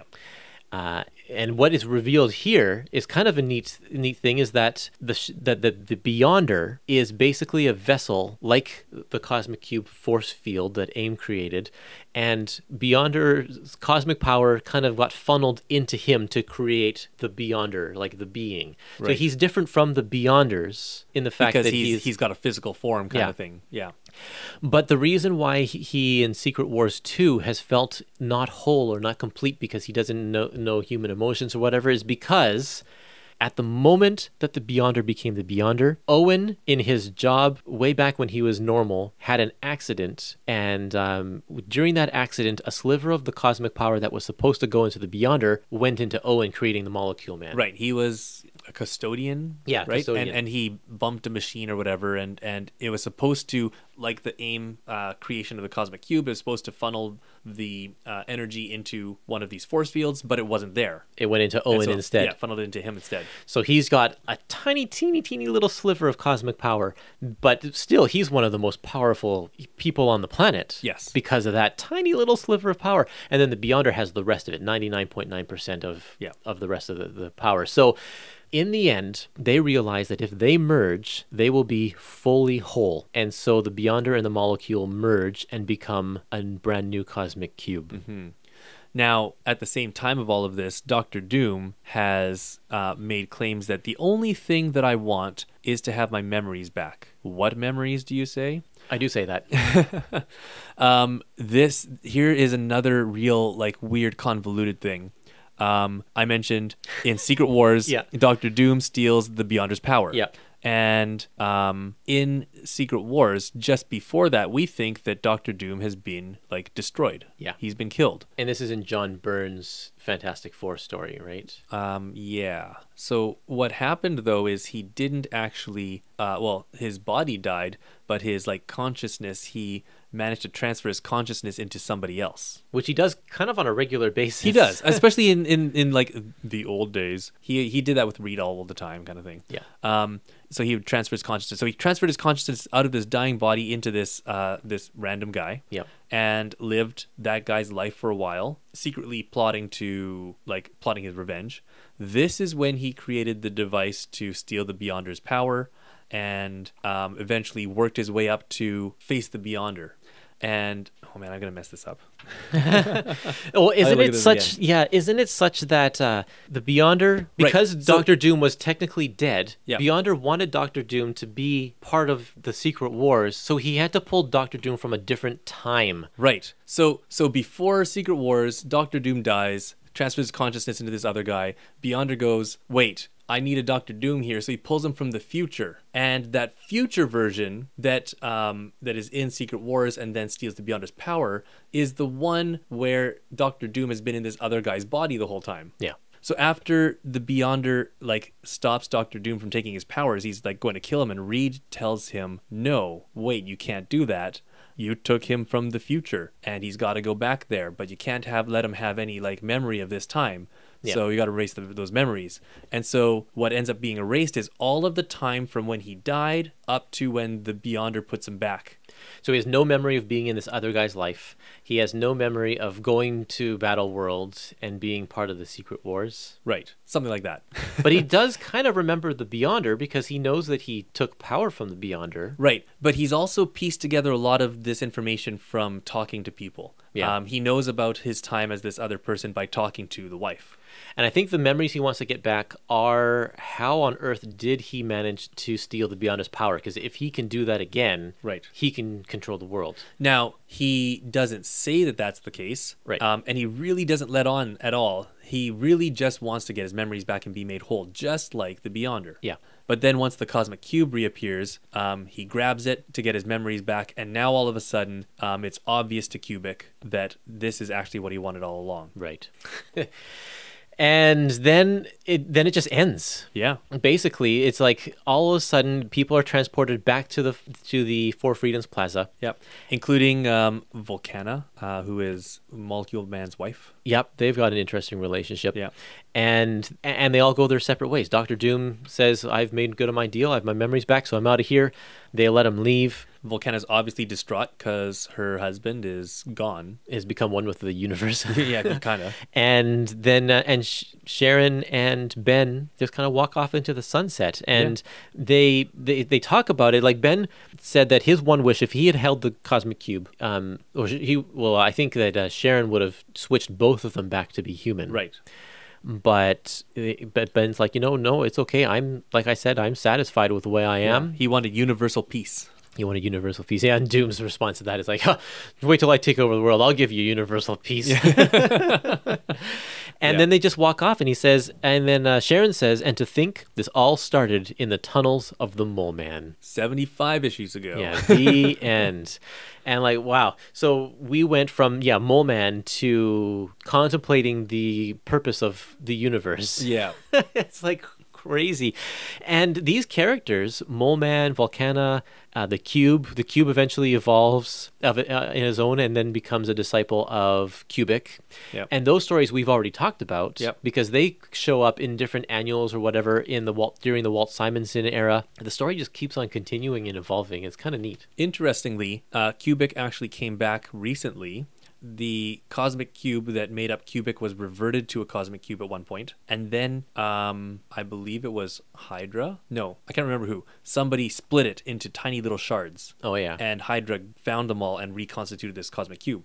And then it turned back into Cubic in the form of a little girl. Oh, okay. And that Cubic was instrumental in the entire Captain America Hydra story. The Secret Empire one? Secret Empire, yeah. Yeah. Well, that makes sense because AIM was part of Secret Empire. It all Hydra comes back together. Yeah.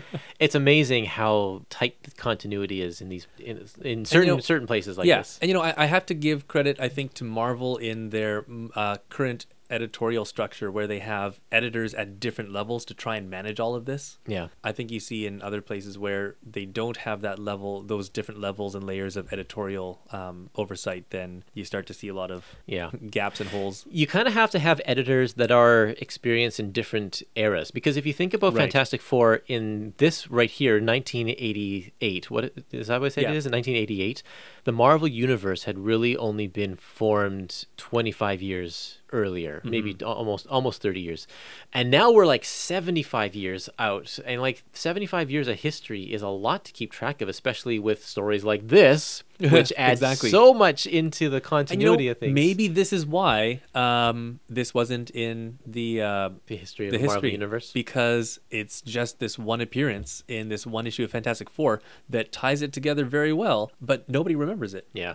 Wow. So there's one more thing I want to mention. There's one page here where they're traveling through. They see a vision of Reed Richards and Sue and the Silver Surfer. I was going to ask about that. So that. That reminds me. There's one thing I want to mention as well. But go ahead.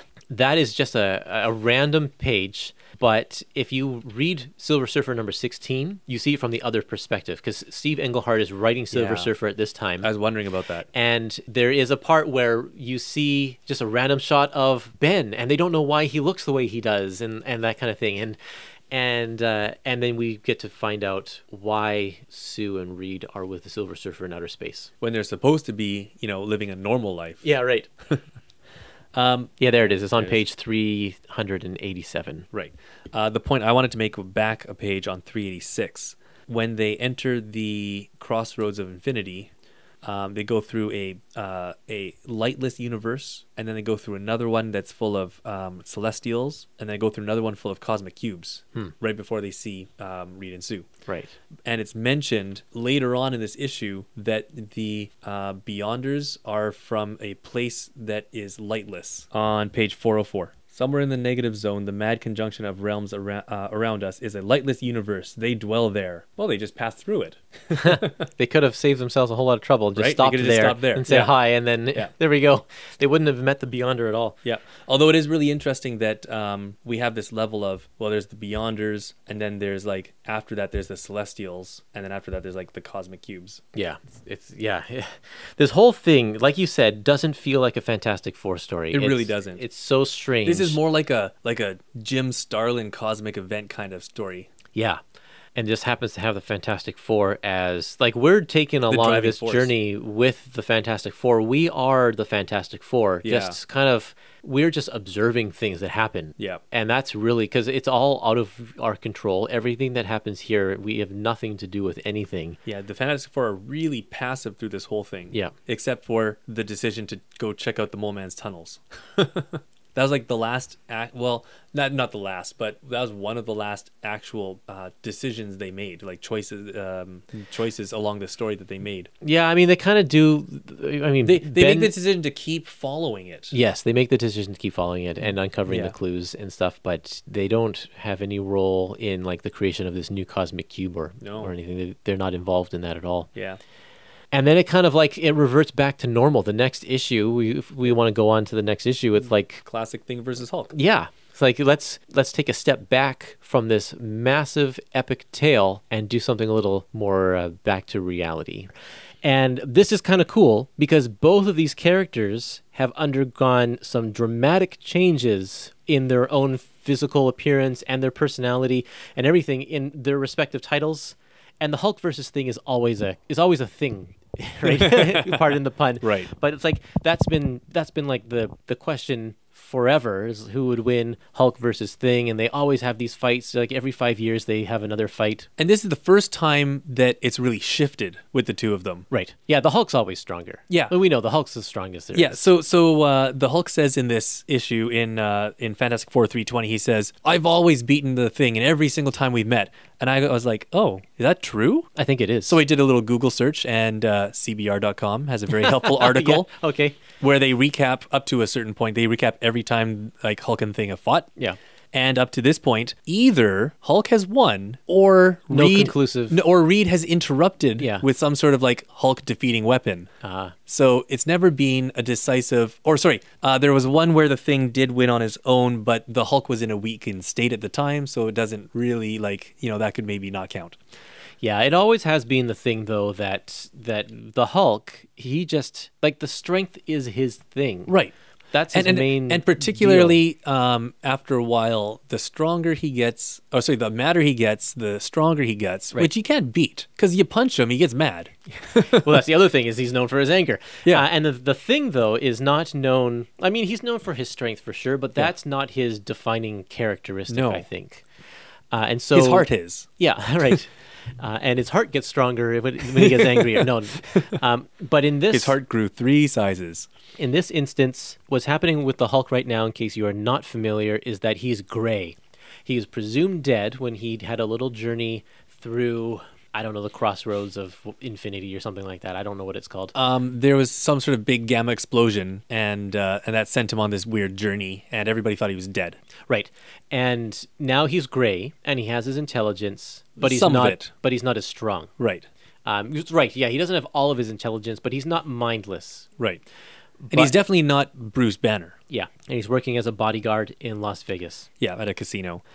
So he's this really plays into the idea that as the Hulk is more intelligent, he loses strength. So he's clearly not as strong, although he thinks he is. He's clearly not as strong as he used to be, though he definitely has more facilities.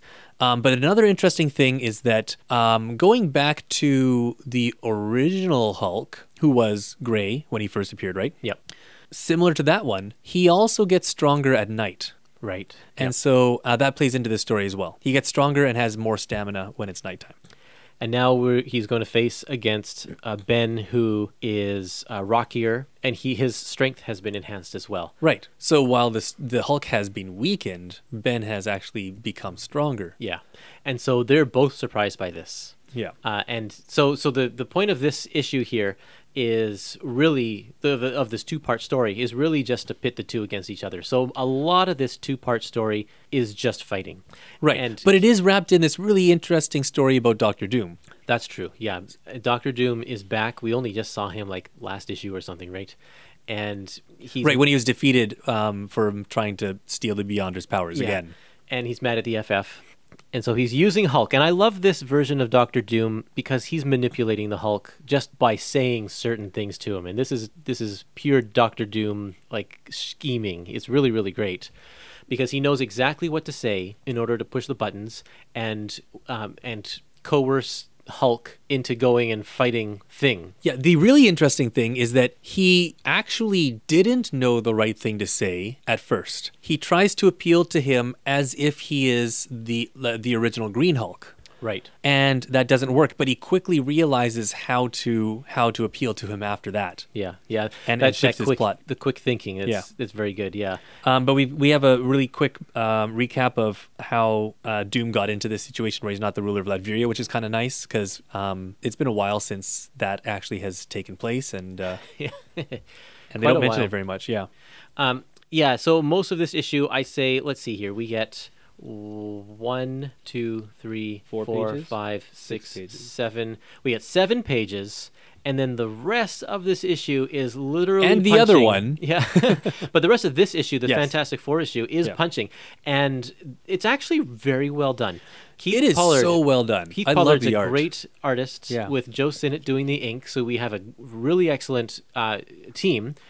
But when it's a fight, it can have the tendency to get boring fast, I think. Yeah. Well, especially a prolonged one like this. And a lot of the times, the fights are to appeal to, the 8-year-old boys who are picking up these comics, because it's like fight, fight, fight. Us older, more experienced readers, I think, and this is maybe just my opinion, but I think I kind of skip over a lot of the fights sometimes. And I kind of do this with Marvel movies as well. It's like I check out a little bit during the long, prolonged fight sequences because it's like, let's get back to the story. Well, and especially that's why and I've said this before, that's why I like the Fantastic Four. It's not about the fight. Yeah. It's about the relationships. It's about the adventure and all that kind of stuff that's not fighting. But that being said, Keith Pollard does a very, very good job of not just having page after page of the same just punching people in the head. Yeah. Like there's different things that happen. There's different ways that they're fighting. Yeah. There's different moves that they're doing. Yeah, the strategies, the angles, even the locations. The demonstration of the destruction. Yeah, their locations. They're definitely progressing through the city. Yeah, at one point they fall into the sewer. And it's just really, really well done. You know what's a good modern example that sort of is like this is the Peter Griffin versus chicken fights in Family Guy. Oh man, yeah. I mean, clearly this is better, but the same idea where like it's not always the same thing. They're finding new creative ways to beat each other up, and it progresses through the city in different locations and things. There's more than one of those fights? Oh yeah, there's like 4 or 5 of them. I have not watched Family Guy enough to to know more than just one of them. Yeah. Okay. Well, and there's not a whole lot to this story. So just going back to Doctor Doom, though, I always find it strange how for someone who thinks he's so much better than everybody else, he sure teams up with people a lot. He needs other people's help. He says all the time. But this one, he actually makes a win-win plan for himself, where either he's going to convince the Hulk to help him take back Latveria and make him like a minister in his government and have this like super strong ally, or that failing, he's going to toss him against the Thing. Right. And either way, he's winning on this. So I thought that was really clever. Except that by the end of the story, he loses. Yeah. So it didn't work out either way. It never does. I do also find it interesting that on page 427, when we see the Fantastic Four in the Four Freedoms Plaza, they have to asterisk Reed and make a footnote. Reed Richards, the original FF leader. This just demonstrates that they think that, okay, well, we've had this team for long enough, and it's been around for a while, right? I wonder, though, if that's for the people that might be for the Hulk readers. The Hulk, who never read Fantastic Four. Yeah. Because the previous issue of the Hulk said, hey, this story's continued in Fantastic Four, whatever. Right. But, if you follow Hulk enough, you've come across the Fantastic Four. Yes, but you might not know that's true that Reed Richards is not the leader at the moment. Did you see the editorial box here, who it's credited by? the asterisk says Reed Richards, the original FF leader, and then it's credited to Reed Ralfords. Yeah. Ralph Macchio. Yeah. Well, I think the twist at the end here is that all of a sudden Ben doesn't believe that he's fighting the real Hulk because he thinks the Hulk is dead and this guy's gray and not as strong. So obviously he's not the Hulk. Then the real Hulk shows up, the real green one with the Hulk smash. Surprise! And that takes us into the next issue, which is Incredible Hulk number 350. Now, before we go into that, I just want to point out one last thing. Page 430, the best sound effect here. The Thing punches the Hulk and it goes spam. Spam. Yeah. Anyway, sorry, continue. So this issue of Incredible Hulk is written by Peter David, who is the regular writer on Hulk at the time. And it's penciled by Jeff Purvis, who is the regular penciler at the time, with inks from Terry Austin. And you can't have like two more contrasting artists here. This is so different. You flip the page and you instantly miss the work of Joe Sinnott and Keith Pollard. Yeah. And mainly because I think we mentioned this earlier. They created such a complex looking character in the new version of The Thing. Yeah. And nobody else yet knows how to draw him. Right. Yeah, Jeff doesn't do like the suspenders, the row of suspender rocks that are going down his front and back. And like the face ones are a little inconsistent and don't really look the same. And it's just because nobody's really made a new Thing Bible on how to draw him, right? I guess, yeah. But I think part of Jeff's problem also is that he doesn't rely on spot blacks very much. Right. And so his drawings just look a lot more open and flat. And flat. Think. Yeah. I think that's it. I also just think that the models are a little inconsistent as well. Like sometimes Grey Hulk in particular looks like taller and sort of more slim for the Hulk, and other times he looks a little shorter and stockier. And yeah, he's not my favorite artist. However, if you can put your mind outside of the way it looks, the storytelling is actually really good. Right. He lays out his panels and he lays out his characters and everything in a very good way. So most of this issue is fighting also. Yeah. And it's not as dynamic and bombastic as Pollard and Sinnott, but he still does a good job of keeping the fighting interesting. Yeah. My favorite part of this is when they get thrown into the Broadway theater or the Radio City Music Hall. Yep. And they start hitting each other with the fake buildings. Yeah. And it's just this great image of like Hulk and Thing beating each other up with a building. Yeah, it's shades of like Godzilla or something. Totally. Right? Yeah. Yeah. But then we get to also we get to find out what's up with the Hulk, the green one, and it's revealed that this is who is now known as quote Cosmic Hulk. Yeah. Because in his first appearance, he's a robot experiment by some MIT scientists. And it was accidentally brought to life by exposure to cosmic energy from the Unimind, who's the leader of the Eternals. It's when all of the Eternals combine. Right, yes. So when all of the Eternals combine, and they have this great like mental power, and somehow that accidentally brought this robot to life. And so in the original story, he was imbued with all this cosmic power, and then he lost that by the end of that story. And so Thing figures this out because the Hulk, he says there's no variation in his punches. They all feel exactly the same. And he thinks there's something up. And so on page 453, the Thing decides this guy's just a robot. So he like really punches down on his chest. He just knuckles in on the Hulk's chest and rips open. It's like, you got to be 100% sure that that's a robot before you do that kind of thing. But what I find is really interesting, and again, with Jeff's art, it's not totally clear, but the page before that, the Hulk just stands there and takes a few punches from the Hulk. And I think that's how he's sure. Yeah.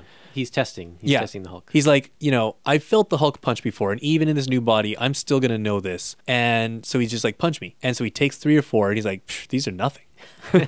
You're not the Hulk. Yeah, definitely not the Hulk. So he takes care of the robot, but now he still has to take care of the other issue, which is the other Hulk, the gray one. And now that Hulk is starting to talk to him, which that was a cool move, I think. The Hulk knew enough about his battles with the Thing, of course, because he's the Hulk, that he shouldn't talk. Otherwise, he'll give away his advantage of, having his knowledge. Yeah.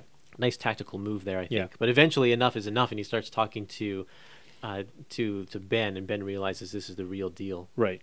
And in the end, the Doctor Doom makes one kind of last-ditch attempt to try and get Thing to come back with him to Latveria. And Ben's like, The Hulk. and Hulk is like, I'll think about it.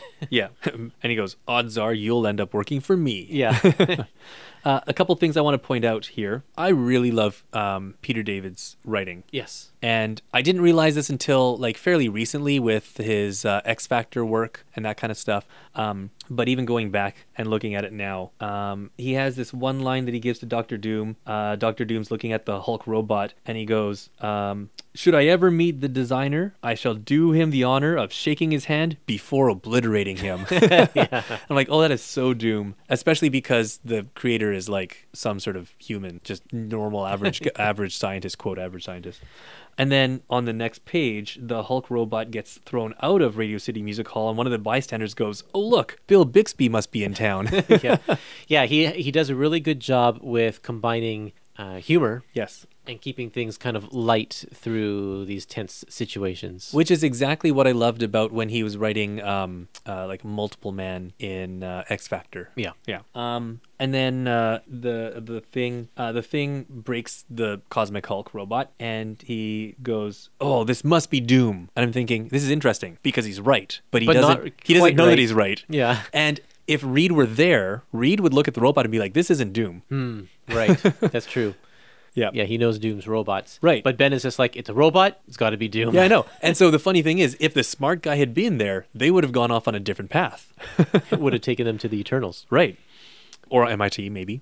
Yeah, so when the Hulk is leading the Thing through the forest, I guess Central Park, he keeps like getting so far ahead of Ben, and no matter how fast Ben's running, he can't catch up. And he makes this, the Thing makes this comment, Doom must have built some sort of matter transmitter in him, like that Nightcrawler creep had. Oh, really? Yeah. Did he? Well, just the ability to teleport.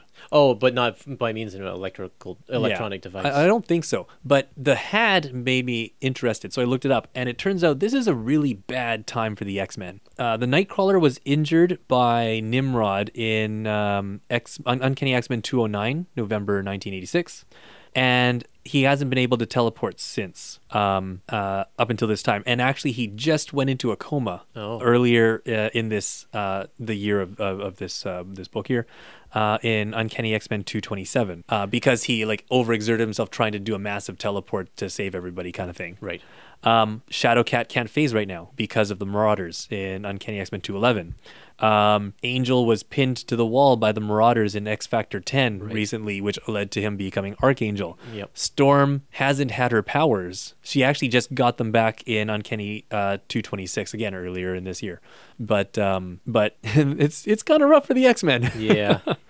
But it's interesting that he sort of threw that in there. And then one last comment that I wanted to make on 457, he picks up a big tree, swings it at where he thinks the Hulk is, and he goes, I'm the Mickey Mantle of the Orange set, and when I'm done swinging my bat, you'll be Mickey dismantled. Love it. I love his terrible puns.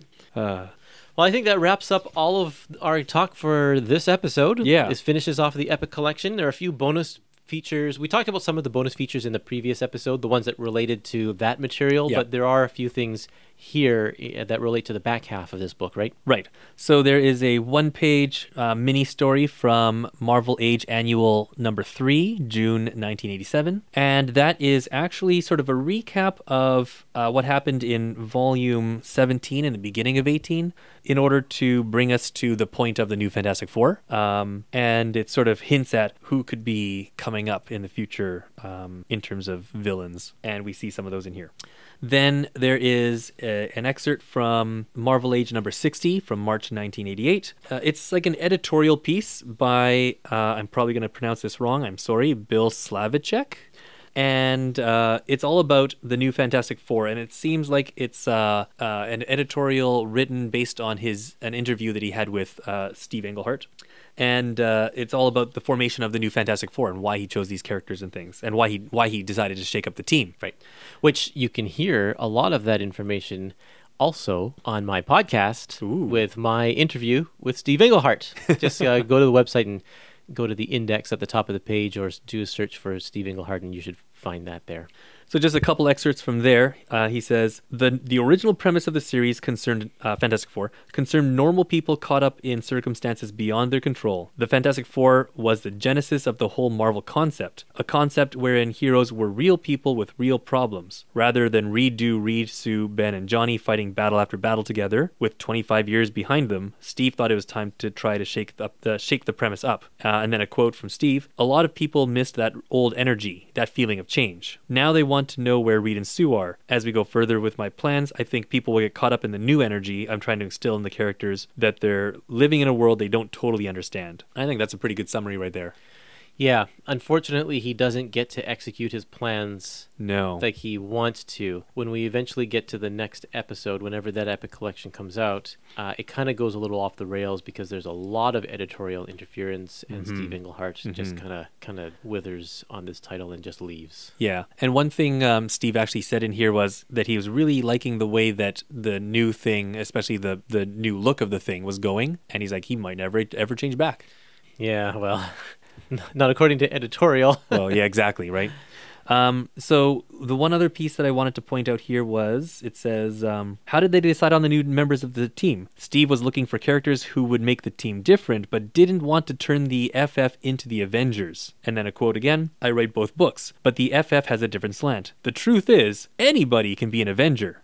If you're a good hero and you can follow a couple basic rules, you can join the Avengers. But the Fantastic Four is more family-oriented. They've always been a tight-knit group of friends. I wanted to change the cast, but had to keep that sense of family or it wouldn't work." That's a good point. Totally. And so then he goes on to explain how he had to keep, he wanted to make Ben the leader, and then he had to keep Johnny because of the Johnny, Alicia, Ben situation, which he also found interesting. Yep. And then he's like, well, who else could we have? And they thought about Black Panther, Medusa, Luke Cage, whom they all mention when they're talking about, who should the new members be? You're right.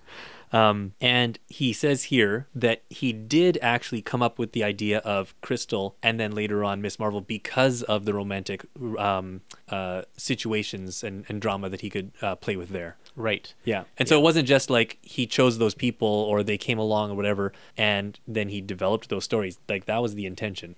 That's good. I mean, I like it when writers have a plan and are intentional about that. I mean, and most writers are. I don't think there are any writers that are like, you know what, I'm writing the Avengers now. I'm just going to stick my hand in this hat full of names and we'll see who pulls out. But occasionally, again, editorial interference. There are some times where the editors or higher up say, you have to use this character.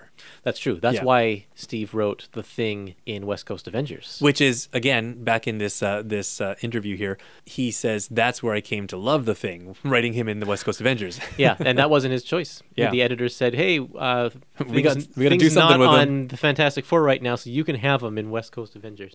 Do you have any closing comments about this book, both the stuff we talked about last time and this time? Not really. It's a bit of a rocky read, in parts, just because of some of the cringe of the relationship drama. Yeah. But overall, it's pretty good at establishing, especially by the end, this new Fantastic Four, and knowing sort of what comes next a little bit. I'm looking forward to reading that again. I have to say, I agree about it being rocky. There's definitely some great stuff in here. I love Steve Englehart's like interpersonal relationships, all of that drama. I think people will get lost and hung up on the Beyonder story. Yeah, I think that's the Secret hard Wars part to get through. You have to really appreciate the history of the Marvel Universe in order to really get that. Yeah, but if you stick with this new team, stick with this new version of the Thing and Miss Marvel, it does get better. For a little while, and then it gets terrible. Well, and then Tom DeFalco comes. Right. That's some of my favorite stuff. Actually, no, it's Simonson after this. Yes. So Simonson first. And that's really good stuff. And then Tom DeFalco. So unfortunately, this is I think do you think that we've reached the pinnacle of Steve Englehart's run here, and I think it just kind of goes downhill from here. I don't remember exactly which issues are right after this. I know we've got Aaron the Rogue Watcher and those kind of stories. I enjoyed those ones. End. Well, I liked those ones. Okay, you're gonna have to read these in context of the larger story here. And you know what? Maybe I'm a little like I haven't actually read these all in order. Actually, I don't think I've ever read them all in order. Oh, there you go. I haven't read even these issues just yet in a long time. So Yeah, maybe you might be I'm surprised. Maybe I'm misremembering. Okay, but well, we'll figure that out yeah. whenever that epic collection. Hopefully soon. I'd like to get the rest of Steve Englehart's run all together here, 3 nice volumes. Yeah. Okay, everybody, if you check us out on Facebook, Instagram, Twitter, you can see me on my new YouTube channel. You can find my Facebook group where we talk about epic collections. You just got to search Epic Collections in Facebook, and you'll find us. Other than that, thanks, Eric, for being part of this episode of the Fantastic Four again. No problem. I look forward to the next one. Yeah, me too. We'll see you all next time, everybody. Bye.